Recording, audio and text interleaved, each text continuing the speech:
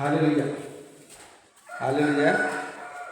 లూకాసు వార్త 2వ అధ్యాయము 14వ చూసినట్టయితే, సర్వోన్నతమైన స్థలములు మహిమయు ఆయనకి ఇష్టమైన మనుషులకు భూమి మీద సమాధానం.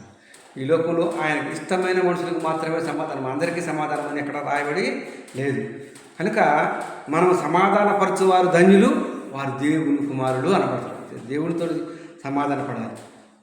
ఈ లోకంలో చాలామంది దేవుడికి సమాధాన పడరు, దేవునికి స్తోత్రం. కనుక సమాధానపరచువారు ధన్యులు, వారు దేవుని కుమారులు అనబడుతున్నట్టుగా మనము చూస్తున్నాం.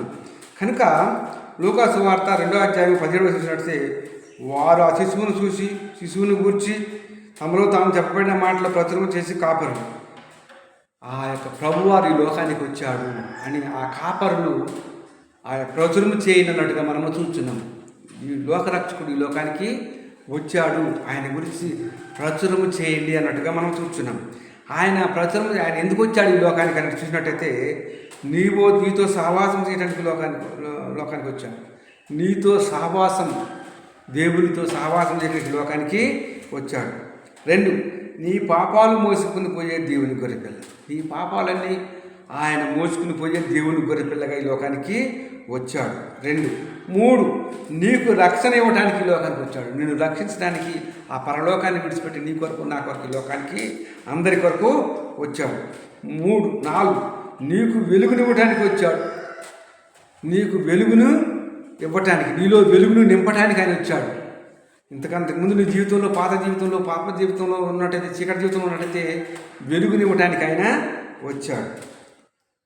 నీ ఇంట్లో కరెంట్ ఉంది, పక్కింట్లో కరెంట్ లేదు అంటే నీ ఇంట్లో వెలిగించబడది, పక్కింటి వారిని కూడా నువ్వు వెలిగించమని దీని యొక్క భావం అన్నమాట. దేవునికి స్తోత్రం. కనుక మనం పక్కింటి వారిని, ఇరుగు పొరుగు వారిని అందరూ కూడా వెలిగించేవారిగా ఉండాలని చెప్పినట్టుగా చూస్తున్నాం. నీ ఇంటిలో సమాధానం ఇవ్వడానికి వచ్చాడు. నీ ఇంటిలో సమాధానం, చాలామంది కుటుంబాల్లో సమాధానము లేదు. ఎందుకనంటే సమాధానం పరచువారు ధన్యులు, వారు దేవుని కుమారులు. ఇంట్లో సమాధానమే లేదు, సమాధానం పరచడానికి ఆయన లోకానికి వచ్చాడు. భార్యకి భర్తకి సమాధానం లేదు. మొట్టమొదటిగా భార్య భర్తకి ఇద్దరికి కూడా సమాధానము లేదు. ఎందుకంటే ఒకరంటే ఒకరికి పడదు, ఇద్దరు కూడా ఒకరంటే ఒకరికి పడదు. తల్లి కొడుక్కి సమాధానం లేదు, కూతురుకు తల్లికి సమాధానం లేదు, తండ్రికి కొడుక్కి సమాధానం లేదు.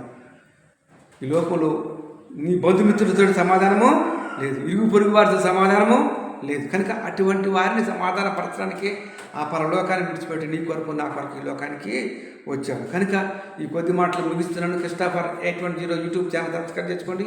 అనేక మంది చేతి వచ్చిందిగా కోరుచున్నాను. ఆమె